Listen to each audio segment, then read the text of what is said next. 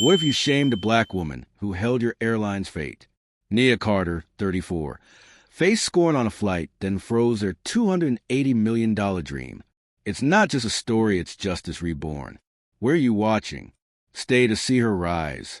The glass doors of San Francisco International Airport hissed open as Nia Carter stepped inside, her worn sneakers scuffing softly against the polished floor. It was 6:15 p.m., the terminal buzzing with the restless hum of travelers' executives in tailored suits, families juggling strollers, tech workers clutching laptops. Nia blended into the chaos like a shadow in sunlight. She wore a faded gray hoodie, loose jeans, and a leather bracelet, a keepsake from her late grandmother that hugged her wrist. Her black hair was swept into a loose bun, and a battered canvas backpack sagged on her shoulder, heavy with a laptop and a crypto wallet that held more wealth than most would see in a lifetime. She wasn't here to stand out.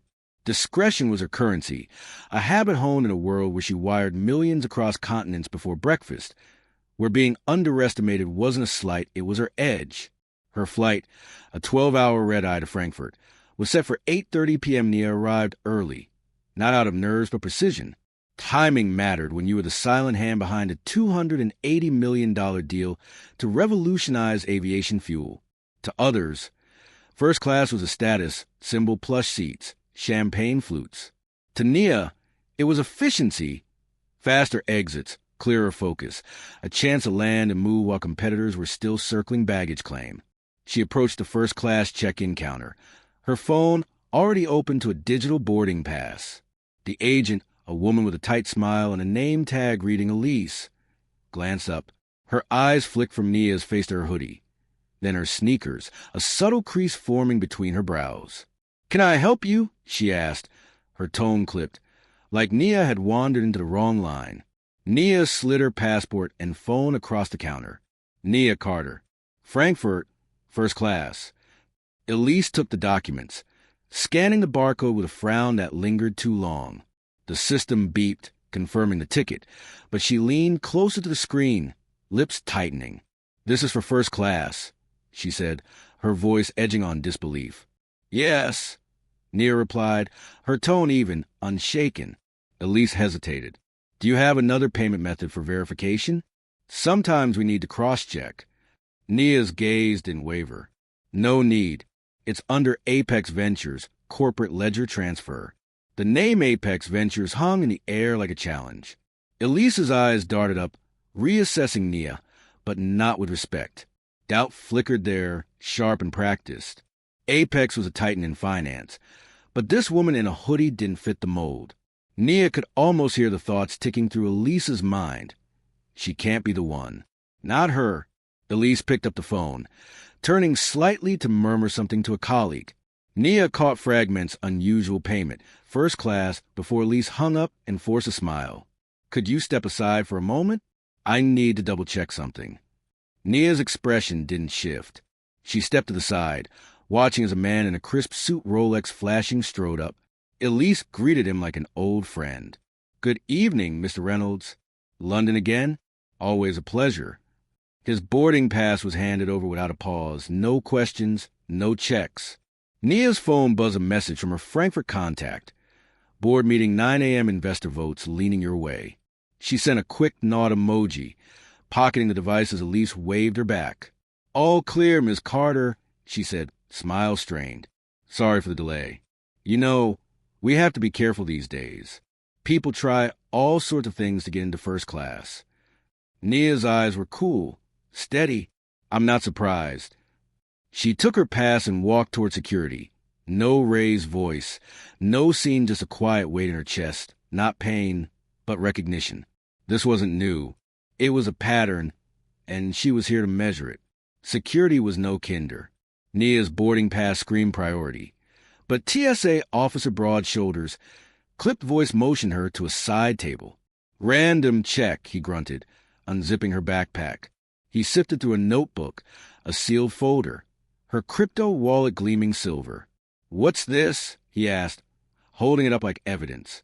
"Digital asset hardware," Nia said, calm. He smirked. "Crypto girl, huh? Gotta check this for explosives." He walked off before she could protest. leaving her with a female officer who patted her down with mechanical precision. Around her, others glided through men in blazers, a woman with a designer tote, an older man with a gold watch. Nia saw their ease, felt their glances judging, dismissing. A mother pulled her child closer. A businessman muttered something under his breath. She absorbed it all, not as wounds, but as fuel. When the officer returned, he dropped her wallet heavily. Nothing dangerous, but carrying tech like that raises flags. Nia's reply was sharp, quiet. Only if your flags are outdated. He blinked, caught off guard, but she was already gathering her things, slipping on her shoes, and moving toward the escalator. 8 minutes of scrutiny, enough to make anyone else feel small. Not Nia. She was counting. At the top, Gate B9 glowed on the departure screen. Nia found a corner seat by a window, the tarmac stretching out under a fading sky. Planes blinked like fireflies, their engines a low hum. She didn't scroll her phone or fidget. Instead, she rested her hands on her backpack, the weight of that sealed folder inside pressing against her thoughts. It held the terms of a $280 million deal, a hydrogen fuel project that could redefine Meridian Air's future. She was a final vote, the unseen hand, and she'd chosen to fly incognito to test the airline's pulse. A text buzzed, "Frankfurt team ready. Board expects you." She didn't reply. Her watch showed 45 minutes to boarding, plenty of time for them to show their hand. They always did. She leaned back, eyes tracing the planes outside, her mind a quiet ledger. Every glance, every pause, every slight was being recorded not for revenge, but for precision. The lounge beckoned nearby, its frosted doors glowing gold, the airline's silver emblem catching the light. Nia walked in, her boarding pass ready. "Nia Carter, first class Frankfurt," she said to the concierge, a man with a polished smile and eyes that scanned her like a barcode. "Welcome to the Stellar Lounge," he replied, but his gaze lingered on her hoodie, her sneakers. He scanned her pass, pausing as the system confirmed. "Do you have a frequent flyer number?" "No," Nia said, steady, "just a pass." His nod was slow. "Cool. One moment." He stepped into a side alcove, whispering to a colleague, their glances darting her way. Nia stood still, hands loose, taking in the lounge leather armchairs, jazz humming low, executives sipping bourbon, a couple with matching silk scarves laughing over champagne. A world curated, exclusive, yet her presence drew stares not loud, but sharp like pins. The concierge returned, voice low. "Sorry, Ms. Carter. The signature dining room is reserved for elite members. You can use the general seating area light snacks by the workstations." Nia's eyes met his. "First-class passengers have dining access." His smile tightened. "Yes, but seating's prioritized by status. The buffet's nice, though." She tilted her head, then nodded. "Fine." She walked in, past hushed conversations and the scent of roasted almonds, finding a corner seat by a potted fern. Servers glided by, offering wineless cheese plates. Petite fours, others executives, couples, an older woman in pearls. Nia waited. 10 minutes. 15. Nothing came, not a menu, not a glass of water. A server paused, tray heavy with champagne, but passed her without a glance. Another delivered espresso to the man across from her, who smiled gratefully. Nia's stomach didn't rumble, but her resolve hardened. This was an oversight. It was erasure, deliberate, practiced, meant to make her question her place. She didn't. She opened her phone, skimming Frankfurt Brief's investor summaries. Fuel timelines, $280 million in numbers that didn't lie. People did. She set the phone down, her eyes catching the clock. Boarding in 35 minutes. Enough time to let them dig deeper. She stood, backpack slung over her shoulder, and walked past the concierge. "Everything okay, Miss Carter?" he asked, smile never reaching his eyes. "Just stretching," she said, her voice a quiet blade. Outside, she scanned the corridor, spotting a door marked authorized access only airline operations. She didn't approach it, not yet. They'd give her one more reason, one last chance to prove who they served. She returned to Gate B9, settling near the boarding counter. Passengers milled about, announcements crackled, but inside Nia, a shift had begun. The rope was tightening, and the knot was close. Boarding came like a ritual. Now boarding first class. Flight 672 to Frankfurt. The speaker droned. Nia rose, her pass tucked in her phone case, her steps deliberate. The first-class line was sparse a dozen travelers, curated, confident. She joined them, behind a couple in matching linen, their chatter about Rhine cruises floating lightly. As the agent scanned the pass ahead, Nia glimpsed the jet bridge, its yellow light a threshold to clouds. Her fingers grazed her phone. Then a voice cut through. "Ma'am, one moment." Sharp, official, wrapped in false courtesy. She turned to meet the eyes of a gate agent, his smile all teeth, no warmth. "Could you step aside for a quick verification?" Heads turned curious, not kind. Nia's voice was steady. "Is there an issue with my boarding pass?" "No issue with the pass," he said, too fast. "Just a procedural check. Nothing to worry about." Her eyebrow arched. "Procedural for what?" He lowered his voice, as if it softened the sting. "Just confirming payment. Sometimes the system flags unusual bookings." The line moved on, velvet rope lifting for others. Nia didn't budge. This was booked weeks ago, corporate account. It cleared at check-in. He nodded, rehearsed. "I understand. If you'll come with me, we'll sort it quick." His eyes said something else, doubt, suspicion, the same shadow that trailed her all day. She stepped out of line, following him to a side podium, half hidden but exposed to the gate's gaze. Another agent sat there, typing. "Name?" he asked, not looking up. "Nia Carter, first class, Frankfurt."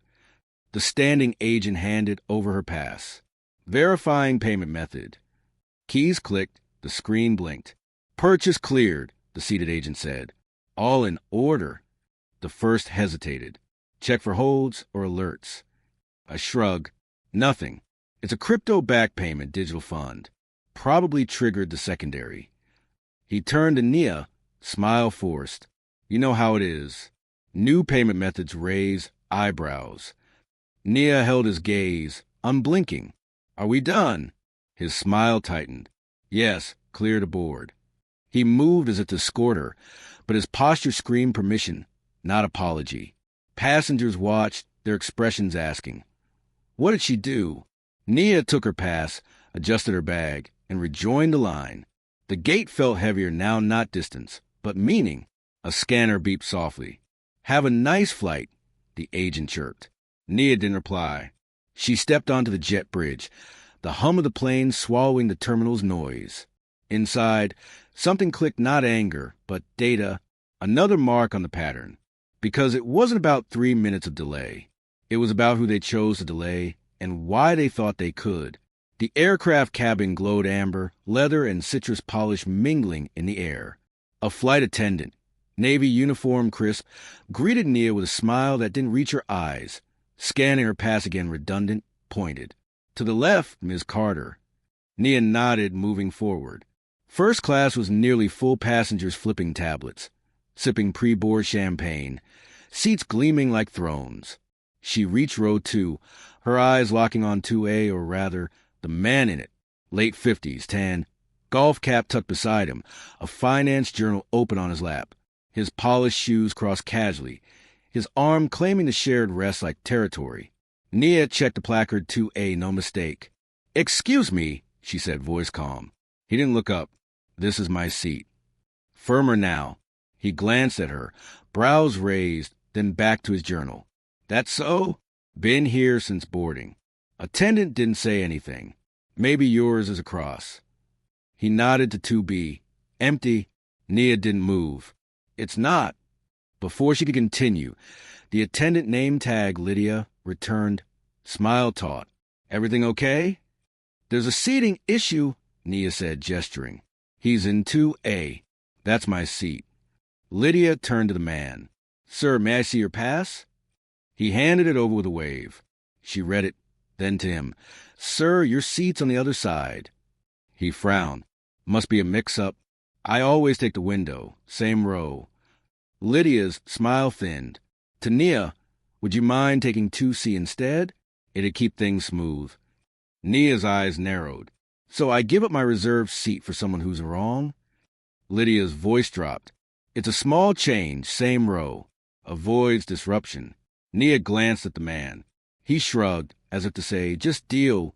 And if I say no, she asked Lydia, then I'd ask him to move, and it might get uncomfortable. This is simpler. Not a rule, but a nudge or compliance to keep the peace. Nia exhaled, slow. She could fight, call a supervisor, make noise, but the fight wasn't here not yet. She nodded, sliding into 2C. The leather was the same, but the principle had shifted. Territory, not comfort. Lydia returned with a tray of drinks. Champagne? She asked the man in 2A, then others across the aisle. Nia would skip no glance, no offer, just a pivot, like she was air. Nia didn't flinch. She watched, cataloging. The cabin dimmed. Safety demos began, a co-pilot's voice droning. Her focus turned inward to the check-in, the TSA, the lounge, now this. A structure, not a moment, built to exclude her. She opened her folder, scanning Frankfurt projections, numbers steady, unlike people. Across the cabin, a woman in pearls whispered to Lydia, their smiles sharp, glancing her way. Nia caught it in the tray table's reflection. She didn't need their words. She'd heard them before in boardrooms, hotels, quiet corners of power. She's nobody. Points ticket. Too young. Too black. She let them pass, owing no one an answer. But soon they get one cold, inked undeniable. For now, she waited, calm as ever. The plane taxied, tension coiling in the first-class cabin like a hell breath. Nia sat in 2C, spine straight, eyes on the tray table, hands still. The air wasn't loud, but it was heavy, calculated, cold. She knew the chill boardrooms where men questioned her worth, lobbies where she was mistaken for staff. Here, it wore wings and a smile. Lydia returned, offering drinks to 2A, to the woman in silk beside her. Skipping Nia again. The woman leaned over, whispering behind a menu, her laugh a quiet jab. Nia let it slide. More would come. Dinner service began, menus gliding row by row. Lydia dropped one on Nia's tray, pivoting so fast it nearly fell. Nia caught it, flipping through without haste. Her instincts were sharp, even if her appetite wasn't. When Lydia took orders, she lingered at 2A. Filet medium rare, Merlot. The man said, grinning. For Nia, a Kurt, and you? Sea base, Nia said calm. Sparkling water. Lydia nodded no thanks, no warmth, and vanished.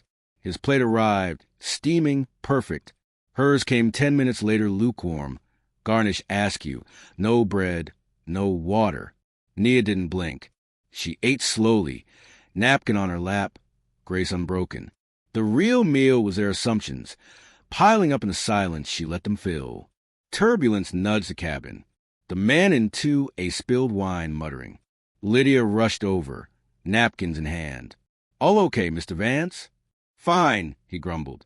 Could have warned us. Lydia glanced at Nia, unmoved. Some passengers are sensitive to altitude, she said, voice laced with implication. Nia met her eyes, steady, deliberate. The silence stretched, then Lydia turned away. Another attendant, younger, softer, approached later. Ms. Carter? I was asked to check if everything's all right. Nia paused. Who asked? The purser. There's been discomfort noted. Discomfort? Nia repeated, voice low. From whom? The attendant faltered. I can't say. Nia set down her fork. I haven't raised my voice, broken rules, or left this seat. Yet I moved from my spot, ignored in service. And now I'm the problem. The attendant flushed. I'm sorry, just relay this. Nia cut in, firm but smooth. I expect what I paid for nothing more, nothing less. The woman nodded, retreating with a mumbled apology. The cabin lights dimmed for sleep, stars blinking outside. Nia reclined, awake, watching. Every glance, word. Omission wasn't just wrong, it was a system, predictable, fragile. They saw her as a glitch. She was a signal. The cabin settled into a bluish hush. Seats now beds. Passengers massed and dozing. Nia stayed alert, not restless, but purposeful. Exclusion didn't sting anymore. It clarified. She unbuckled her belt, rising with the calm of someone who closed billion-dollar deals in harsher rooms. She moved down the aisle, past sleeping faces, their glances irrelevant. Beyond the first-class curtain, a galley glowed dim. A young attendant, earbuds dangling, turned, startled. "Ma'am, you can't—" "I'm stepping aside briefly," Nia said, not slowing. "I'll be back before landing." He blinked. "Aside?" "We're in the air." "Off the script," she said. "Even?" He froze as she opened a panel door. "Authorized personnel only." It wasn't a closet, but a systems bay, a narrow corridor for executives and techs, leading to a secure comms node behind the cockpit. The door should have needed a badge. Nia stepped to the scanner. It beeped green. Inside, cool air hissed, a single light flickering on. She knelt by a terminal. Pulling a slim key card from her jacket seemed hidden, unneeded until now. She inserted it, the screen waking. "Welcome, Ms. Carter." Secure channel initializing. She tapped the contact KLT and pressed her thumb to the biometric pad. A voice answered, alert. "We expected you in Frankfurt." "Status?" "Not quite," Nia said. "I need final authorization effective now." A pause. "Understood. Transferring executive access. Full control. Board loop?" "Not yet," she replied. "I'll handle on arrival." "Copy." Manifest adjusted. "Next steps." "Nothing," Nia said. "They'll play their hand. Mine's ready." She disconnected, pocketed the card, and stood. The terminal dimmed. Back in the galley, the attendant gaped. "Oh, good," she said, passing him. "My seat." He stammered. But she was gone, the aisle quiet under her steps. She sat in 2C, buckling in, eyes closing not to sleep but to listen. The check-in TSA lounge seat, service each slide a thread in a web. They didn't see her weaving. Vance stirred beside her, oblivious. It didn't matter. The next 24 hours would rewrite their skies, and this moment, this silent cabin, where they thought her small, was a calm before the break. The plane touched down in Frankfurt with a gentle jolt, reverse thrusters humming as it slowed on the tarmac. Passengers stirred, folding blankets, stretching in tailored coats. Nia sat upright, gaze steady, hands on her folder. Her phone buzzed. Room secured, boardroom 7. 3 execs, ETA 5 minutes. She stood, stepping into the jet bridge past a crew that wouldn't meet her eyes. At the corridor's end, a man in a charcoal suit waited, badge gleaming with Apex Ventures logo. "Director Carter," he said, voice low. "They're ready?" She nodded, following through a private hallway, frosted glass, muted carpet, silence broken by elevator pings. They reached the door, executive operations, East Wing. He stepped aside. Nia entered without a knock. Inside, 3 men stood by a sleek oak table, tension thick as fog. James Holt, CFO of Meridian Air, Rose First, early 60s, silver hair, eyes like a hawk.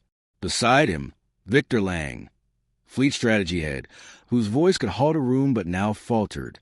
The third, Ethan Cole, innovation chief, younger, fidgeted with a pen, nerves raw. They stood as Nia entered, eyes wide not with welcome, but shock. They'd never met her, but her name, Nia Carter, haunted their memos, the final signatory on a $280 million fuel deal. Now she stood here, unannounced, undeniable. "Ms. Carter," Holt began, voice steadying, "we didn't expect you until tomorrow's panel." Nia moved to the table, unhurried. "I moved it up. Context demanded it." Lang jumped in, too quick. "If you like to start now, we got propulsion data, contract terms. I'm not here for data." Nia cut in calm, final. "I'm here because your people don't know who they serve." Silence fell. Heavy. Cole shifted. "Is this about Flight 672? Nia's gaze was steel. "Don't play small.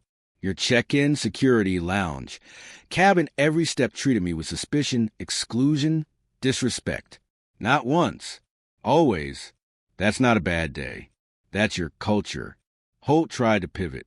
Ms. Carter, I apologize personally. I don't want apologies, she said, sharp but even. I want competence. Can your airline handle the transformation you're pitching? Because it doesn't look like it. Lang straightened. With respect, this isn't our strategic direction. It's your foundation, Nia snapped, and it's rotting. She slid a single page from her folder across the table. Effective immediately, I'm proposing suspension of the third phase funding $94 million for your fuel project. Holt's face fell, not anger, but dread. That's the Q4 lifeline, he said. Correct, Nia replied. Until your board delivers an inclusion audit of frontline operations and a framework for service equity, Apex Ventures pauses execution. Cole blinked. That risks the entire rollout. Then measure risk beyond fuel, Nia said. Measure it in people 1s and 2C, the ones you don't see unless they wear your labels. Holt swallowed. This will tank investor trust. It should, Nia said, eyes locking each man. Hypocrisy kills trust faster than markets.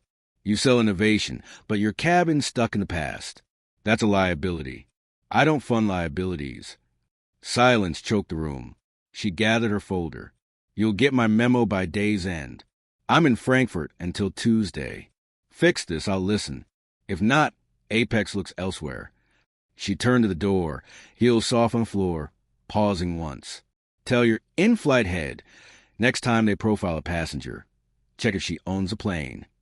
The door clicked shut. Inside, no one spoke, the weight of her absence louder than words.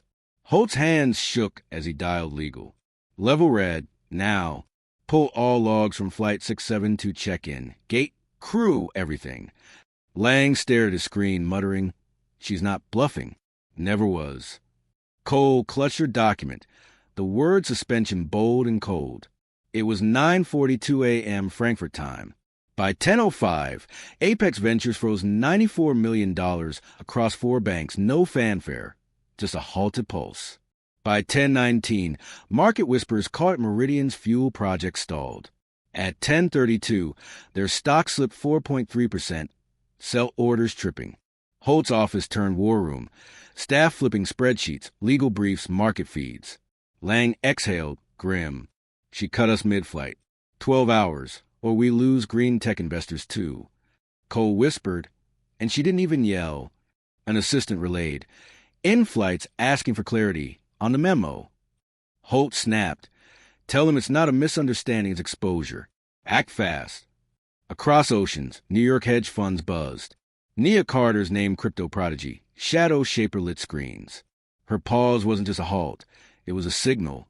Meridian wasn't safe. By noon, the stock fell 11.6%. At JFK, a lounge manager faced HR. The check-in agent who flagged Nia's payment was sidelined. Lydia, the attendant, saw her schedule vanish for 3 weeks. It wasn't about blame, it was proof the board was moving or pretending to. By 1:30 p.m., an emergency board call convened 9 directors, 2 lawyers, 1 empty chair for Nia. She didn't join. Her silence roared. A legal advisor read, Failure to uphold service equity breaches clause 18.7, risking ESG downgrades. Holt cut in. Meaning what? Every sustainability fund could pull out, came the flat reply. At 2 p.m., a memo hit crews, passenger equity enforcement, corporate jargon for don't repeat this. But it had happened countless times to those without Nia's platform. She was just the first to pause a fortune. By 4:17 p.m., Meridian's value bled $500 million on paper. A vague apology on behalf of a valued partner hit the wires, a bandage on a fracture. Behind doors, Lang admitted, she didn't want revenge. She wanted us to see. At Nia's Frankfurt suite, skyline glittering, her assistant read the ticker. Stocks down 12%, 3 suspensions, legals rewriting policy. Nia sipped tea, nodding. Good. Let them feel it. Justice doesn't shout at shifts. 37 days later, Meridian faced its mirror. Policies changed, audits dug deep, jargon gave way to clarity. But the real shift wasn't paper, it was people. In a Dallas training room, fluorescence buzzed over 23 staffers' Navy uniforms. a few in jeans, all silent. A screen read, Equity in Flight, Beta Cohort. At the front, Lydia stood, not polished but raw. We're not here for PR, she said, marker tapping a board. We're here to ask, why didn't we see her? No one stirred. She went on. On Flight 672, I assumed. I saw a woman young, black, quiet, and decided she didn't belong. That choice nearly sank us. A hand rose, an older woman. Who gave us this chance? Lydia nodded. Nia Carter. She didn't scream or sue. She acted quiet, precise, and showed us what we'd lose. A man, ex-gate agent, spoke. I checked her past 3 times. Not policy, just instinct. I didn't see it then. That's the worst part. Another asked, why'd she help us fix it? Silence held. Then a door creaked. Nia stepped in, gray suit plain, no flash, just steady. Because growth isn't quiet, she said. It's collision. You learn when comfort breaks, when you see what it costs others. Lydia smiled, soft. I didn't think you'd come. Nia nodded. You didn't need to ask. You needed to mean it. She scanned the room badges, nerves, eyes awake. You're here because something inside asked. What did I miss? That's the start. Equity isn't a course, it's daily. Admit you're wrong, not to crumble, but to build. She turned to leave, but Lydia called, Ms. Carter, one thing. What about those who can't speak back like you? Nia paused. Eye steady. Make space for them. Power doesn't always wear suits. Sometimes it sits in 2C, waiting to matter. She left, sunlight spilling over the tarmac outside. Planes rumbling like hope. 2 weeks later, Meridian unveiled its first green jet, tied to a new passenger bill. Every seat's a story. We listen. If this stirred you, hit like, subscribe for more truths that shift the sky. What hit you hardest? Where are you watching? Share below, your voice counts.